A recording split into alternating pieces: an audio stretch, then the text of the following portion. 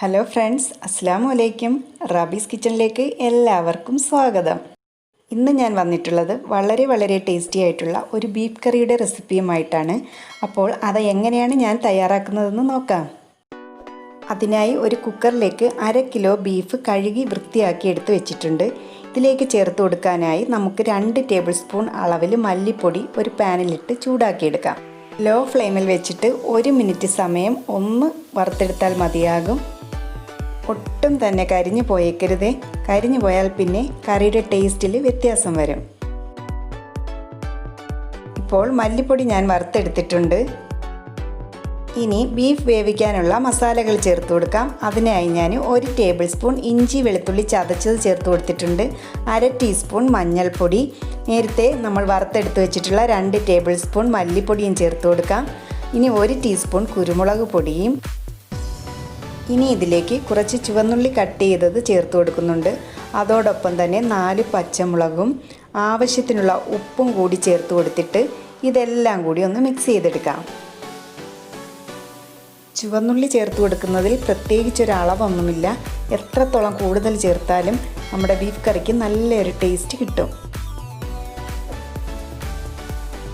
ഇനി ഇത് ഞാൻ അടച്ചു വെച്ചിട്ട് ഹൈ ഫ്ലെയിമിൽ 1 വിസിലും പിന്നീട് ലോ ഫ്ലെയിമിലേക്ക് ആക്കിയിട്ട് 15 മിനിറ്റും വെയിറ്റ് ചെയ്യുമ്പോഴേക്കും ബീഫ് നല്ലതുപോലെ വെന്തിട്ട് കിട്ടും. ഇപ്പോൾ ബീഫ് നന്നായി വെന്ത് കിട്ടിയിട്ടുണ്ട്. ഒട്ടും തന്നെ വെള്ളം ചേർത്ത് കൊടുക്കാനിട്ടും ബീഫിൽ നിന്നുള്ള വെള്ളമൊക്കെ ഇറങ്ങിയിട്ടുണ്ട്. ഇനി ഒരു പാൻ അടുപ്പിൽ വെച്ച് ചൂടാകുമ്പോഴേക്കും അതിലേക്ക് 2 ടേബിൾ സ്പൂൺ അളവിൽ വെളിച്ചെണ്ണയാണ് ഞാൻ ചേർത്ത് കൊടുക്കുന്നത്.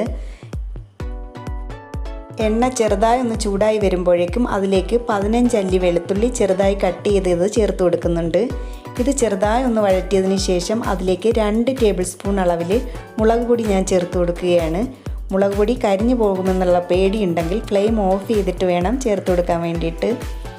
മുളക് പൊടി ഒന്ന് മിക്സായി കഴിഞ്ഞാൽ പെട്ടെന്ന് തന്നെ ഇതിലേക്ക് മീഡിയം സൈസിലുള്ള 2 സവാള കട്ട് ചെയ്തത് ചേർത്ത് കൊടുക്കുകയാണ്.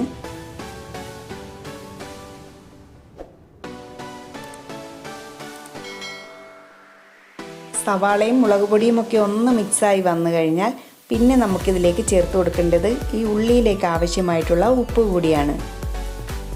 ഈ സമയമൊക്കെ ലോ ഫ്ലെയിമിൽ തന്നെ വെച്ചിരിക്കണം, ഇല്ലെങ്കിൽ ഈ മുളക് പൊടിയൊക്കെ അങ്ങ് കരിഞ്ഞിട്ട് പോകും. ഇനി ഇത് 1 മിനിറ്റ് സമയം ഒന്ന് മൂടി വയ്ക്കാം. ബീഫ് കൂടി ചേർത്തിട്ട് വേവിച്ചെടുക്കേണ്ടത് കൊണ്ട് തന്നെ സവാള ഒത്തിരി അങ്ങ് വഴറ്റിയെടുക്കേണ്ട ആവശ്യമില്ല. ഇനി നേരത്തെ വേവിച്ചെടുത്ത് വെച്ചിട്ടുള്ള ബീഫ് കൂടി ഇതിലേക്ക് ചേർത്ത് കൊടുത്തിട്ട് ഒന്ന് മിക്സ് ചെയ്തെടുക്കുകയാണ്.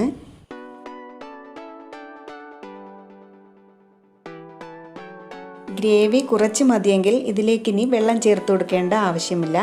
എനിക്ക് കുറച്ചുകൂടി ഗ്രേവി ആവശ്യമായിട്ടുള്ളത് കൊണ്ട് തന്നെ കുക്കറിലേക്ക് കുറച്ച് തിളച്ച വെള്ളം കൂടി ചേർത്ത് കൊടുത്തിട്ട് ഇതിലേക്ക് ചേർത്ത് കൊടുക്കുകയാണ്.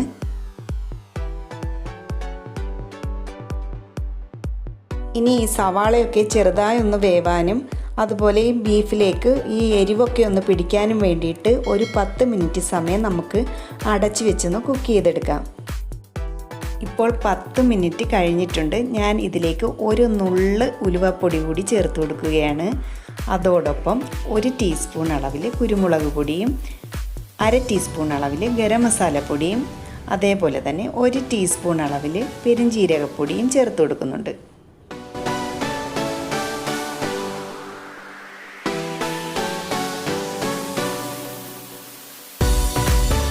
ഇതെല്ലാം കൂടി ഒന്ന് ഇളക്കി യോജിപ്പിച്ചെടുത്തതിന് ശേഷം അവസാനമായി 2 തണ്ട് കറിവേപ്പില കൂടി ചേർത്ത് കൊടുക്കുകയാണ്.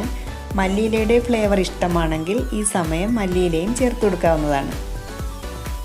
വെളുത്തുള്ളിയുടെ ഫ്ലേവർ അല്പം മുന്നിട്ട് നിൽക്കുന്നതാണ് ഈ ബീഫ് കറിയുടെ ഒരു വെറൈറ്റി ടേസ്റ്റ്. അപ്പോൾ എല്ലാവരും ഒന്ന് ട്രൈ ചെയ്ത് നോക്കുമല്ലോ. അതുപോലെ തന്നെ ലൈക്ക് ചെയ്യാനും ഷെയർ ചെയ്യാനും മറക്കരുതേ. സബ്സ്ക്രൈബ് ചെയ്യാത്തവരുണ്ടെങ്കിൽ സബ്സ്ക്രൈബ് ചെയ്തിട്ട് അടുത്തുള്ള ആ ബെല്ലൈക്കൺ കൂടി മറക്കാതെ ഒന്ന് ക്ലിക്ക് ചെയ്തേക്കണേ. അപ്പോൾ ഇൻഷാ അല്ലാഹ് നമുക്ക് മറ്റൊരു വീഡിയോയുമായി വീണ്ടും കാണാം.